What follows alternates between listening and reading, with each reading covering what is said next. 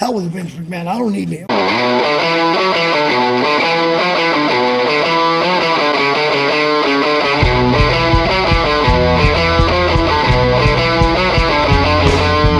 Radiation is a curious thing. No one expects what it would bring. But time. Has the window closed? Would you, as a result of that and some other things that's happened, would you never work for PWX again? Well, I wouldn't say that. I'm not a guy who holds a grudge. You know, it's always been kind of one of my things is like I have my mother's heart. You know, so I'm not a guy who holds a massive grudge on anybody. You know, things happen. People have things to say, what have you. I would never shut the door on anything. You know, because life changes, people change, things happen. You know, it's fight society now. They're doing their thing. I would never shut the door on it because what's the point? You know, shutting out a door is kind of, I don't know, in some way kind of admitting defeat. I always keep it wide open, man. Okay. I'd make amends with anybody. I'd make amends with Jim. You know, Okay. I'd make amends with anybody. I'm not a guy who holds a grudge. I will never be a guy who holds a grudge, unless, of course, you're, you know, family, you know, something, you know, obviously of that nature. But it's wrestling. It's wrestling. Okay. At the end of the day, it's wrestling. All right, well, let's play a little bit of word association. Let's start with Dr. Feelbad, Derek. I love Derek, you know, and you're gonna hear me say a lot of love, a lot whenever word association hits, because I've had a very pleasant experience for the most part in wrestling. I really have, and Derek's great. Derek's a guy who, you know, people can say what they want to say about him, but he's passionate. He loves wrestling. He's very passionate about RWA. He takes care of the boys and girls, treats them very, very well, you know, and he'll give you every opportunity that you want, you know. He promotes his ass off, and he genuinely cares about you as a person. That's one thing about Derek is people can say he's a little weird and he's a little quirky and all that. The guy cares about people, first and foremost. And he's become a very, very good friend of mine over the years, and somebody I'm very, very proud to wrestle for, you know, and have been very, very proud to wrestle for. But he's a fantastic guy and very, very passionate about this industry. And he has taken a lot of advice from guys like myself, Jimmy Cicero, Cubo Carmichael, Ryan Mitchell, Ryan Edmonds over the years, and really built RWA to something special now. It's the hottest it's ever been. And you know, he's done a really good job of taking advice and listening and growing as a promoter, and just an overall fantastic guy. How about Quinn Magnum? Quinn, again, back to the L word. I love Quinn. You know, Quinn was first off one of my trainers. You know, Quinn, Brandon, Big, Dirk Ziggler, those four guys respectively trained me. But I love Quinn to death. You know, Quinn and I, you know, for many, many years, I mean, our relationship was really, really tight. You know, we would talk for 2.5 hours on the phone about football and wrestling and just ideas of wrestling and, you know, storylines and all that. The one thing about Quinn, well, first and foremost, he's one of the best big men in Pittsburgh history. I mean, whenever he was healthy, he could go. The guy was an amazing in-ring performer for a man his size. But Quinn was that first person in wrestling, the very first person in wrestling, to look at me and go, I'm going to give you an opportunity. Quinn gave me the confidence and the stage to prove that I wasn't just a guy that could go out there and do a match. He gave me the opportunity to prove that I could be a headliner. I could be a champion. You know, he had confidence in me and put me in the position to gain the confidence that you have to have as a headliner, as a performer, as a main event guy, or as a you know, a big time character of any promotion. He gave me that opportunity, and I'll never forget that. I will never forget that. He's the guy who sat there and said, I've got confidence in you. I'm gonna give you this ball. Do something with it, and I'll always remember that. I'm upset, you know, that our relationship kind of did take the turn that it took. You know, that's the way that kind of everything ended up going. It sucks because I do see Quinn as a brother. You know, I saw him as a father figure, saw him as a big brother, and you know, I think we've texted a little bit, and it's kind of some of it's water under the bridge, but you know, it still sucks that that relationship's not quite there anymore because, you know, I care about the guy, and I care about him as a person. And but Quinn was great, man. Quinn's always been great. How about Brandon Kay? What can you say about Brandon Kay that hasn't already been said? I mean, first and foremost, he's a great guy. I mean, one of the greatest guys you're ever going to meet. Period. You know, he's the guy that took most of my training.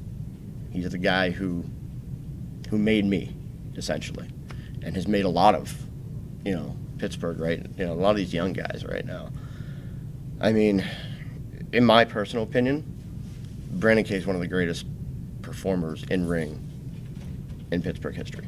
I don't care if it sounds insane. I'd put him up there with the San Martinos and the Angles in terms of in-ring performance-wise. I mean, he's a guy that could go out there and have a 4 or 5 star match with anybody. You just could. He's the guy you get in the ring with, and he's gonna bring the best out of you. He's gonna bring what you got, and he's gonna bring it out, and he's gonna make you look good. You could scrape a dead possum off the road, and Brandon would somehow find a way to have a 5-star match with it. You know, that's Brandon. That's him as a performer. Him as a trainer, him as a promoter now, he has taken his in-ring abilities and his love of the business and molded so many of these young stars now that are, you know, a lot of these guys are starting to blow up too. And it's his passion, it's his heart, it's his incredible character that has turned these guys out. And one of the greatest in Pittsburgh, hands down, and a great friend, and somebody I love to death. We talked a little bit about him. Jim Miller. I mean, I'm not really going to say much about Jim, you know, because here's the thing, you know, I thought about this because I knew that question was coming. Obviously, I've seen the interviews. I knew word association, and this is the moment. This is the moment. Everyone's been waiting for it, you know. I thought a lot about it. I knew it was coming, and I said, you know what? There has been, over the past decade and a half, Pittsburgh wrestling has kind of always had a stigma to it, you know. There's been a lot of drama. There's been a lot of, you know, talk of egos and drama and this and that. There's always kind of been a negative stigma from outside of Pittsburgh about Pittsburgh wrestling. And for me to sit there and go, all right, here's going to be 25 minutes. I'm going to bury Jim Miller. It would accomplish absolutely nothing. Might make you feel better. It might make me, you know what? But the thing, like the whole social media blow up thing, that made me feel better because I didn't have to say anything. I didn't have to say a word about anything. So for me, I sit there and I think about where the overall product of Pittsburgh wrestling is now, and I think of all the positives that Pittsburgh wrestling has produced. I think of, you know, from the very, very, you know, from the local standpoint, you know, IWC, RWA, Rise, all 3 promotions doing extraordinarily well, doing really good things. You know, Fight Society is trying to get themselves back on track. You know, you look at it from a standpoint of the outside of the wrestling. You know, you look at the Polinsky boys, you look at Corey Graves, you look at Sam Adonis. You know, Sam's tearing it up in Mexico, tearing it up worldwide. Corey, Matt, he's on Raw every Monday, every Thursday. He's calling WrestleMania matches. You look at Logan Shulo, you look at Elias. You know, he's one of the top, hottest guys on Raw right now. Those guys came from Pittsburgh. Pittsburgh is producing incredible young stars of the future. Guys, to me, that in my personal opinion, have that next level talent. You got Lee Moriarty. You got Duke Davis and Gannon Jones Jr. As much as I just cannot stand the guy, Ron Hunt. You know, you've got Tanner Reynolds. I think all of those guys have that next level talent. There's a ton of guys at IWC too. If you Yeah, get a chance to yeah. check it out, holy cow, I've they been got some keeping guys. up. I mean, Andrew Palace. Andrew Palace is yeah. one of those guys. He's special talent. Obviously, I mean, I've on a personal level, Jack Pollock. I think Jack Pollock Yeah, is one of special, those guys. best baby face in Western PA in my opinion. God, Jack. And Jack's one of those guys who talk about favorite opponents. Oh my God, do I love Jack. You know, Chris LaRusso. I mean, LaRusso, and that's the other thing. You look at the guys like, you look at LaRusso, you look at Facade, you look at, again, the Rev Ron Hunt. You know, these guys are doing ROH matches and stuff like that. They're starting to make waves.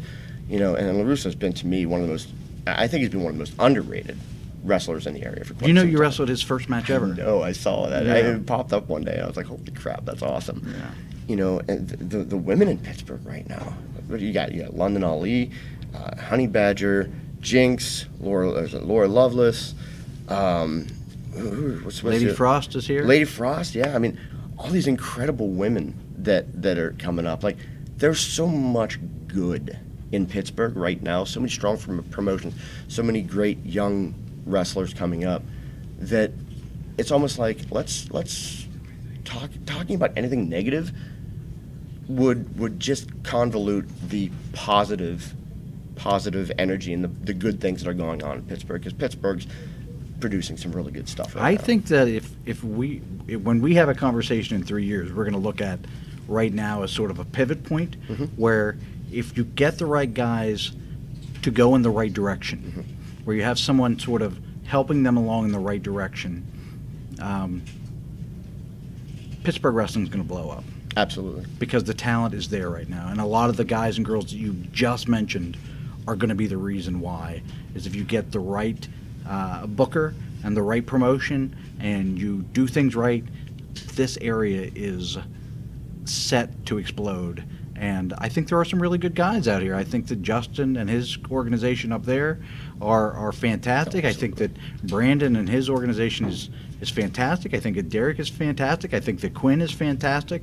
I think that if everyone can just stay focused and make sure you get the right bookers in place and guys' egos and girls' egos don't get out of control, we really can be having a conversation in 3 years that says, holy shit. Absolutely. I mean, wrestling has really changed in 3 years' time. There's an absolute opportunity. There's a wide open window right now for Pittsburgh wrestling to become kind of, like I said, it had that stigma for many, many years of there's a lot of talent there, but there's also a lot of other stuff that goes on. Lots of trash. The opportunity that we have now with all of this incredible talent, incredible minds, is to reverse that stigma, to clear away that stigma, and make Pittsburgh the place to be now. Let's make it the place where people go, hey, you want to get some work? You want to get some good talent, some good promotions, get some good exposure? Pittsburgh is one of the places you want to go. And we have that opportunity now to do that. And like you said, it's going to take everyone working together. It's going to take everybody, really, really keeping their egos in check. And not letting pettiness, don't let petty BS ruin the experience for the guys and the girls. Don't let them ruin the experience for the fans.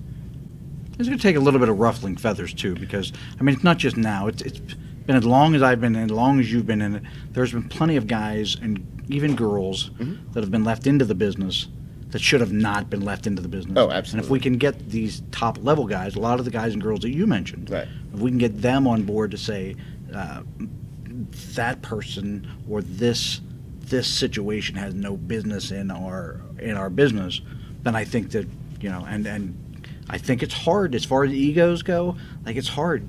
I've said for so many years, egos are important to a degree, because the ego is what makes you want to be the absolute best that you can be in this business, but you can't go so far with your ego that you're saying, well, I'm the only one that can get there, and I'm going to hold everybody else down. So, Well, I think it's a very narrow window and a very fine line of how we get that sorted out. It is a very fine line, because to me there's always been a big difference between, like, you have to have, like you said, you have to have the ego, but the ego needs to be channeled more around confidence, knowing that you're as good as you can be, or knowing that the potential that you have, and fighting for it and earning it, and once you get there, keeping it because you are that guy or girl. You are that star. Again, but ego indicates to me that you think you're just better. You can know your talent, know your worth, but don't let it consume you to where it scares you enough to go, okay, I'm here, I gotta, let's just try to bury everybody else, So your goal as a main event guy, no matter what, or girl, is to elevate the others. No matter what it is, whether they're in the ring with you, whether you're on top, you're going under, whatever it is, you're a main event person. You're out there to put on the best match. You're there to draw the tickets, and you're there to elevate the talent around you. And to elevate the talent around you, sometimes you got to check your ego at the door to make somebody else look good. And that's kind of that, like I said, that fine line. Next bit of a word association I want to bring up is the RWA fans. I mean, It seems like you really have a great relationship with the fans of RWA. Take nothing away from any fans anywhere else. Personal opinion, best fans in wrestling, at least on the independent level for sure. They're so passionate. They're kind of a hybrid crowd too, because you can do anything. You go out there and you flip around, they're gonna love you. You go out there, you do some hardcore, they're gonna love you. You go out there and you tell a hell of a story with great characters, they're gonna eat you up. And their passion is unrivaled. They are so fired up. They are so passionate. They are so loyal. They're one of the most rabid crowds ever. And as a performer, that makes it so much easier to go out there and do your job, because when you're able to go out there and you get that connection, it's that connection. That's why we do it. We do it because we want that connection. We want that audience participation. We need that. We need that heat, or we need that cheer. We need that. It makes everything easier for us, and they give you that in spades. And I've never enjoyed wrestling in front of a better crowd, and not just here, anywhere. Last bit of word association. Your fiance, Amanda. Now you're gonna make me emotional. Love of my life. I owe her a lot. She saved my life. Yeah, there's no question about that. She's my best friend.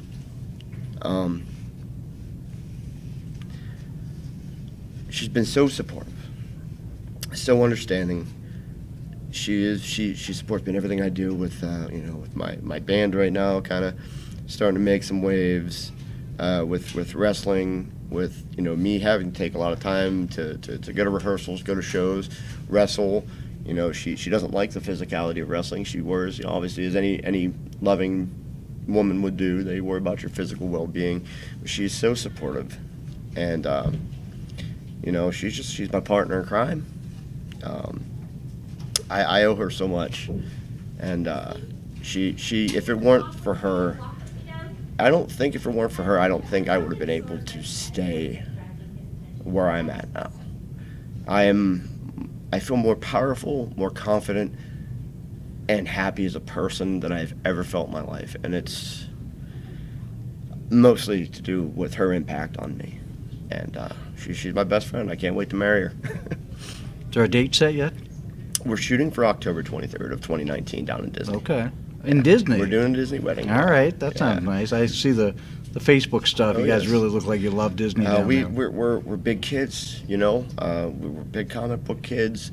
That's we've known each other since we were in kindergarten. We've been lifelong friends.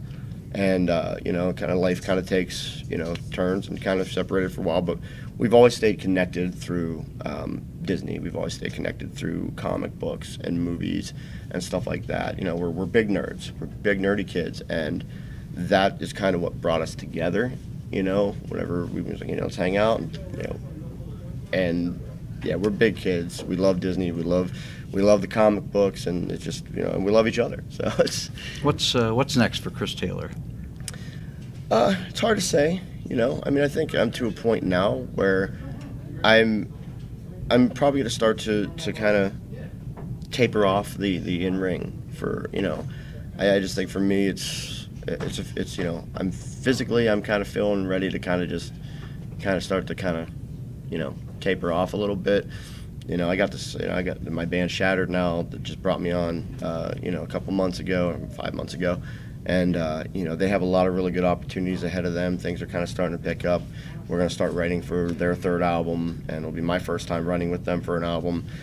We got some bigger shows coming up with some bigger bands. So I think I'm going to start focusing more on the music side of things. A little easier on the body, a little bit easier on the body, and it helped me stay creative.